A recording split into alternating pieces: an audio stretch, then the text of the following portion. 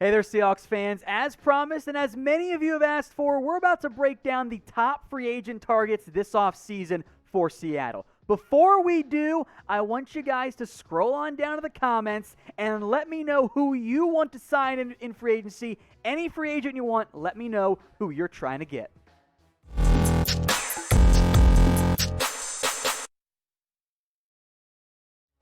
Now, I've got these free agents kind of grouped more by position, since that's the most logical flow. Lots of different positions and a lot of different names to get through. So this might come as a surprise, but we're going to begin with the offensive line, since that's what Russell Wilson wants right now. And there are some notable free agents. Let's begin with some big-name, expensive guys. Brandon Scherff, the interior guard from Washington. He's awesome. This is one of the best offensive linemen in the NFL and one of the best guards not named Zach Martin / Quentin Nelson. If you bring him in, he is a massive upgrade over Mike Iupati, and left guard and center are the two main areas this offensive line is really going to try to upgrade at. You're good at left tackle. You have a promising young right guard entering year 2. Brandon Shell is fine, more on that spot later, but left guard and center are the big areas. Now, Scherff's going to be expensive, but he should hit the open market if Washington doesn't pay him in advance. The question is, does Seattle want to pay him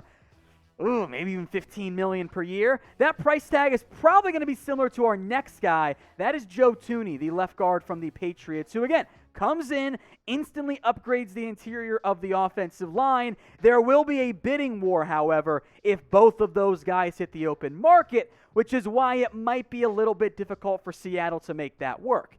Now, if they want to go for a reclamation project of sorts, that's Forrest Lamp, who I loved coming out of Western Kentucky, and he has not been very good. But he's young. He's been kind of not played that much with the LA Chargers. Wasn't very good this year once he finally got to start at left guard. But if you're trying to go buy low, cheap upside, Forrest Lamp does make some sense. And you can make I love lamp jokes all the time. It's a win-win.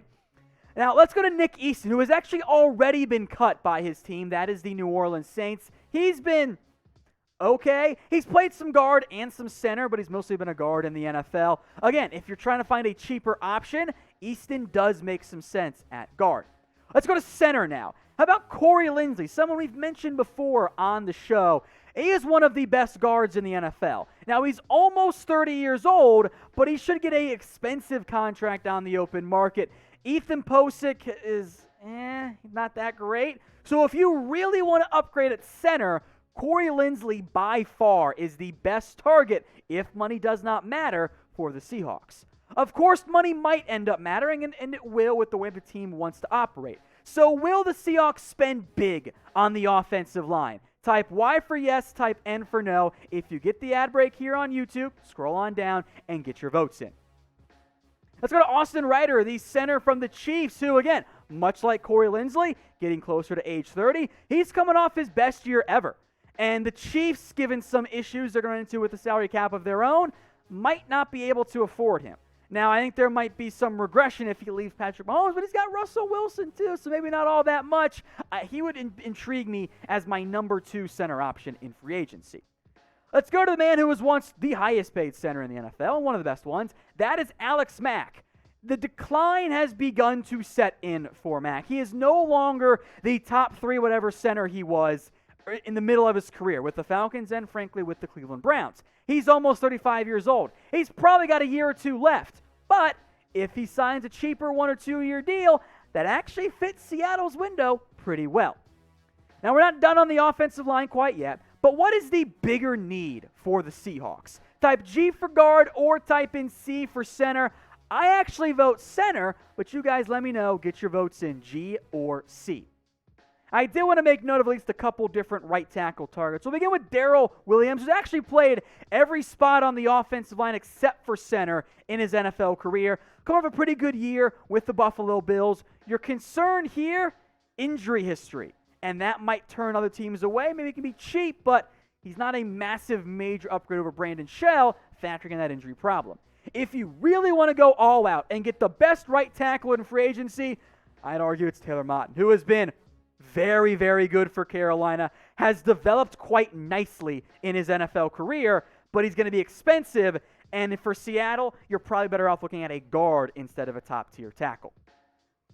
Let's get to receiver now. And look, you're not looking for a number 1 or a number 2. You're looking for a potential number 3. And you might address this in the draft or just by re-signing David Moore. But I would love for this organization to find a guy who can win more underneath, who can operate as a receiver on the outside, or more likely a slot receiver, and keep Lockett on the outside as well. My dream option for Seattle is Curtis Samuel.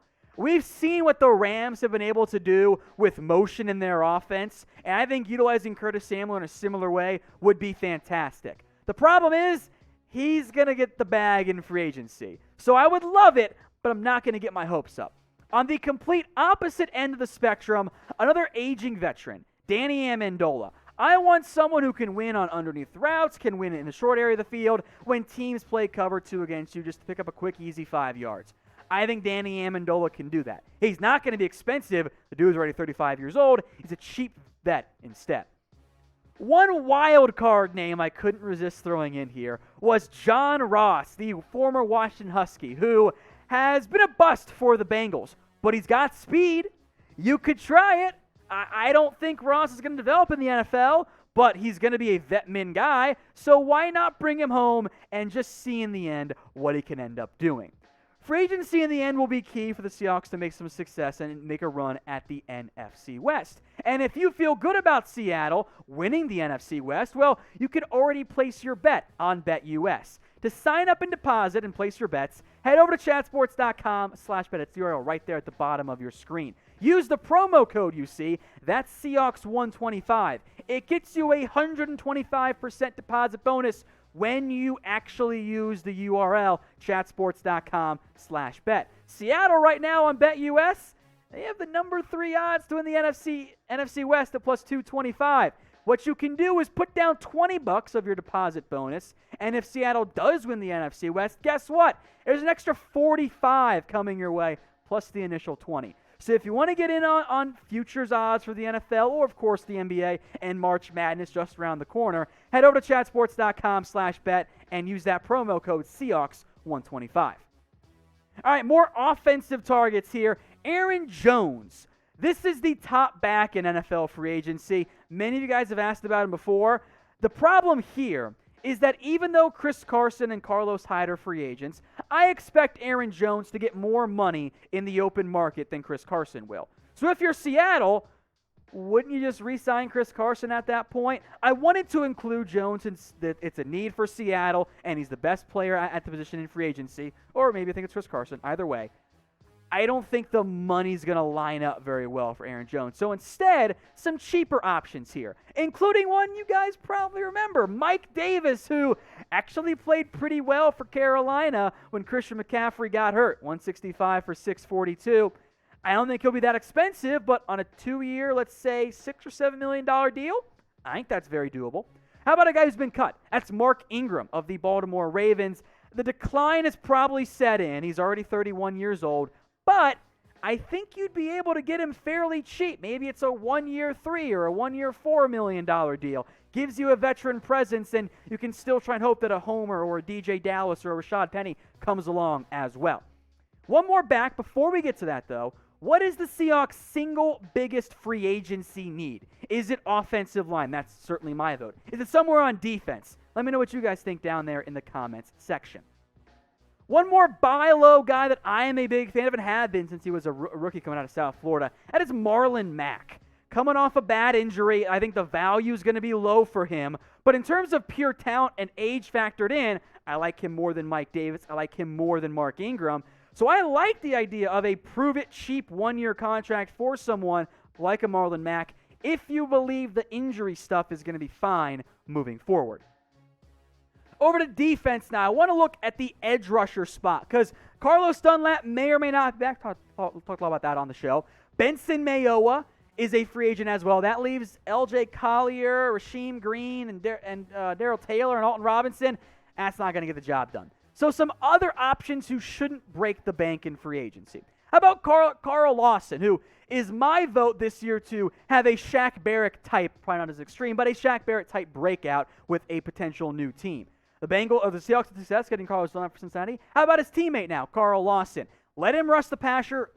Let him be a featured guy. I think he fits great in the Seahawks defense. This would be a dream target for me if the money works out. An older option now is Aldon Smith of the Dallas Cowboys, someone we mentioned on an earlier show this week. 5 sacks, 5 tackles for loss, good football player, probably his last chance to cash in. I think the Seahawks had interest in a trade for him before they made the move for Carlos Dunlap, so I think it would make sense that they would have interest in him this upcoming offseason as well.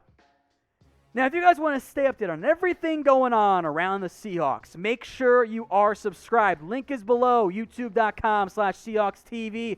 We got free daily videos. What more could you possibly want? Don't miss out on anything this offseason. Hit that big red button and subscribe. Someone we mentioned a lot during the trade deadline season, Ryan Kerrigan. He's a free agent. I don't think he's going to be back in Washington since they have Montez Sweat and they have Chase Young. I would love to go after Kerrigan. He can fill in as a pure pass rusher, and that's what this team needs. If you lose Dunlap and or Mayowa, even if Taylor comes back, I think you want a veteran presence like a Ryan Kerrigan.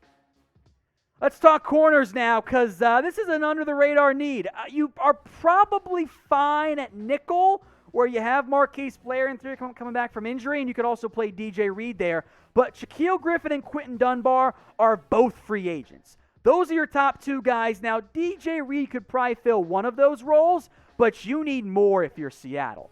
So let's begin with a familiar face, Richard Sherman. I had to include him on here because you guys always ask about it. I'm going to say no.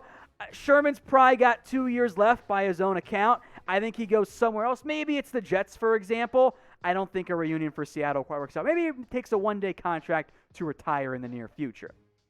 Let's go with Chidobe Awuzie now, who I am very curious what his market ends up looking like. I think he can be a number 2 corner for you. And not going to be a great number 1 option, but if you, for example, were to pay Shaquille Griffin, maybe add Awuzie as well, it's a more under-the-radar option who I think might surprise people just how much he gets on the open market. Someone who's already been cut, A.J. Boye, released by the Denver Broncos, was a fantastic corner back when he was in Houston. Then he went to Jacksonville and battled a lot of injuries and then was hurt again in Denver and is facing a 2-game suspension to open up the season. Cheap option, prove-it deal, talent and history make it worthwhile. I just wonder if there's going to be more interest than Seattle wants to do because the last time they overhauled their cornerback room, they did it pretty cheaply. Do you guys want to sign a free agent corner? Simple yes or no question. 1 if you do, 0 if you don't. If you want to re-sign Shaquille Griffin, for example, type in 0. If you want somebody else new altogether, go type in 1. Another former Husky, Kevin King, who got burnt and lost probably a lot of money during that playoff loss for the Packers, but he fits the historical mold of what Seattle has liked. If you want to sign a buy low, prove it deal, it makes some sense. Let's go to Ahkello Witherspoon, another example of a guy who fits the Seahawks mold. Of course, was under the Robert Saleh defense in San Francisco, which comes from that Seahawks defense cover 3 tree. I'm intrigued by it. He's been very inconsistent, but he's young. If you're looking to bank on the upside, I think both Ahkello Witherspoon and Kevin King actually make some sense, despite not always having the best track record of their time in the NFL. So that was your defense. I do want to mention one more offensive option to round out today's video. That is GERALD Everett of the LA Rams, who, remember, Shane Waldron comes over as the OC, Greg Olsen retires, you have Will Dissly, Colby Parkinson. In the event you wanted to go get someone to compete for a starting job who won't necessarily break the bank in the way a Hunter Henry or Jonnu Smith would, I think GERALD Everett makes a lot of sense there for the Seahawks, given his familiarity in the end with Shane Waldron. But that was our Seahawks Free Agent Targets list. And don't worry, folks, we will do plenty breaking down individual positions as we move closer to the start of NFL free agency.